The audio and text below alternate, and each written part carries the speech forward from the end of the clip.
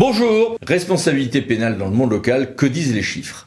Et oui, parce que tous les ans, en matière de responsabilité pénale, on attend le rapport de l'Observatoire de la SMACL qui nous donne des chiffres passionnants et qui fait une revue des jurisprudences de l'année et qui étudie un certain nombre de choses.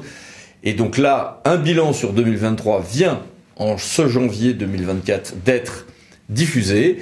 Et j'ai voulu regarder ceci avec vous et interroger Luc Brunet, qui est responsable de cet observatoire. Bonjour Luc. Bonjour Eric. Alors, une première fois, une nouvelle fois, vous avez fait un gros travail, c'est passionnant. Merci. Et on a une confirmation de ce que l'on savait déjà, c'est-à-dire que l'on a une relative stabilité, une petite hausse quand même, des condamnations. Mais en amont de ces condamnations, on a une explosion du nombre de mises en examen et plus encore d'enquêtes préliminaires, même si sur les enquêtes préliminaires, on a moins de chiffres. C'est bien cela? C'est ça, vous avez tout compris. Disons que sur le nombre d'élus locaux poursuivis au cours de la mandature 2014-2020, il y a un cap qui a été franchi très nettement, puisque la barre symbolique des 2000 élus locaux mis en cause au cours de la mandature a été franchie, et nous estimons, avec une augmentation de 55% par rapport à la précédente mandature. Et nous estimons que sur la mandature 2020-2026, on devrait connaître une nouvelle augmentation de l'ordre de 15% à peu près, avec environ 2300 élus qui devraient être mis en cause au cours de cette mandature. Mais effectivement, par rapport aux condamnations, pour le coup, les condamnations sont moins importantes. On constate de manière générale que plus de 6 élus sur 10 qui sont poursuivis bénéficient au final d'une décision qui leur est favorable. Alors, ceci dit, nos chiffres sur la mandature 2014-2020, sur les condamnations, ils ne sont pas encore consolidés et ils vont encore évoluer à la hausse puisqu'il y a encore des procédures en cours. Donc, on pense qu'on va arriver à 750 élus condamnés pour la mandature 2014-2020. Et pour l'instant, on en a recensé un peu plus de 500. Oui, donc on a plus de risques d'être, plus qu'avant, en tout cas plus que dans les années 90 ou début 2000, d'être sous les projecteurs, éreinté par le tribunal médiatique, stressé par la mise en examen, alors qu'en fait on est jugé innocent à la fin.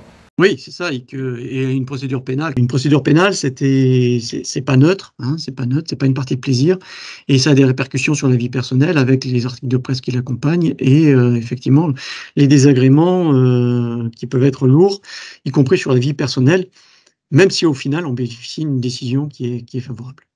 Alors, si on commence à détailler les infractions involontaires, homicide, blessure parlementaire, pollution bien souvent, reste stable avec en plus l'application de la grille de la loi Fauchon du 10 juillet 2000 qui est bénéfique et qui doit servir de cadre quand on va ensuite calibrer son action. Mais en revanche, on continue à une montée en puissance du favoritisme, 432-14, de la prise illégale d'intérêt, 432-12, mais il faut penser aussi au 432-13. Et ça, on est sur des infractions qui sont souvent commises par inadvertance. Effectivement, les manquements de devoir de probité, ça reste toujours le premier motif de poursuite et de condamnation des élus locaux et des fonctionnaires territoriaux, et de très loin.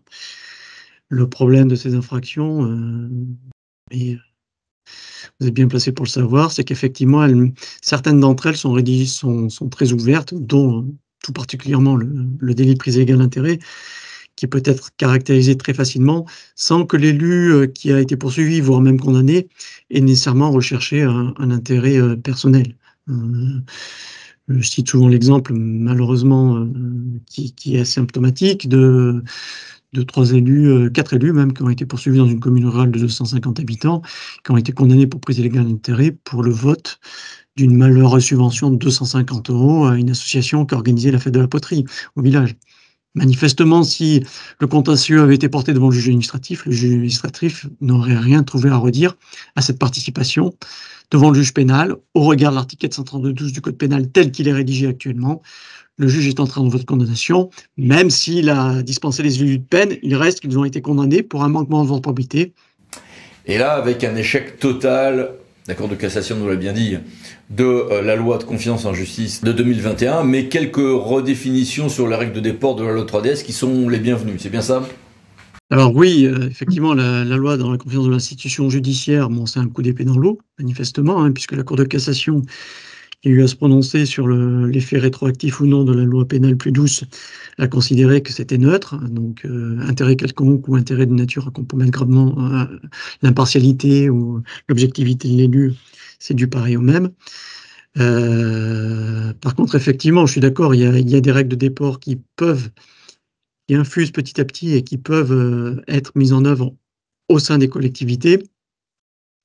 Il n'en demeure pas moins que je pense que ce ne serait pas du luxe de retoucher l'article 432 du Code pénal pour mieux cibler la répression sur ceux qui ont vraiment porté atteinte à l'intérêt général. Il n'est jamais de bonne politique pénale de mettre dans le même sac des prévenus qui sont malhonnêtes avec des prévenus qui sont de bonne foi.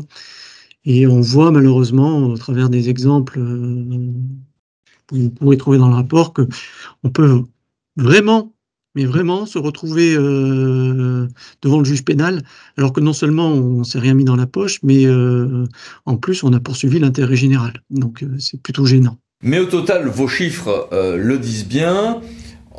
Même si on intègre ces condamnations discutables, les chiffres démontrent bien que nos élus et nos cadres publics sont dans leur immense majorité honnêtes.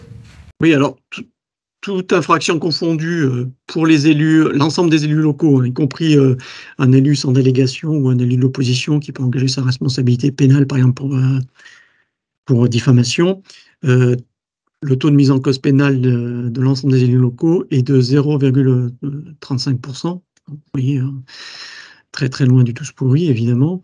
Si on cible sur les chefs de l'exécutif locaux, c'est un peu plus prononcé, puisque forcément les exécutifs locaux sont plus exposés. Donc l'ensemble des exécutifs locaux, c'est un taux de 2,48%. Et pour les maires, ce taux est de 2,80%. Si on focalise uniquement sur les manquements aux ordres probité, le taux de mise en cause pénale des maires est de 1,15%. Et qui dit poursuite, encore une fois, ne dit pas condamnation. Ce qui ne veut pas dire qu'il n'y a pas des axes de progression à avoir dans les collectivités et que, pour autant, il n'y a pas un sujet éthique et des préoccupations éthiques à avoir, bien évidemment. Mais il faut prendre du recul, évidemment, par rapport à ce sujet. Les chiffres sont un peu plus bas pour les cadres territoriaux que pour les élus. Bon, c'est vrai aussi que pour la prise d'égalité d'intérêt, il y a moins de difficultés à faire cohabiter sa vie professionnelle ou son mandat avec la vie personnelle. Mais pour les fonctionnaires, on note une petite montée en puissance des questions de violences sexistes et sexuelles. Alors effectivement, sur les fonctionnaires territoriaux, alors de manière générale, les fonctionnaires territoriaux, en valeur absolue, sont 2 fois moins exposés que ne le sont les élus.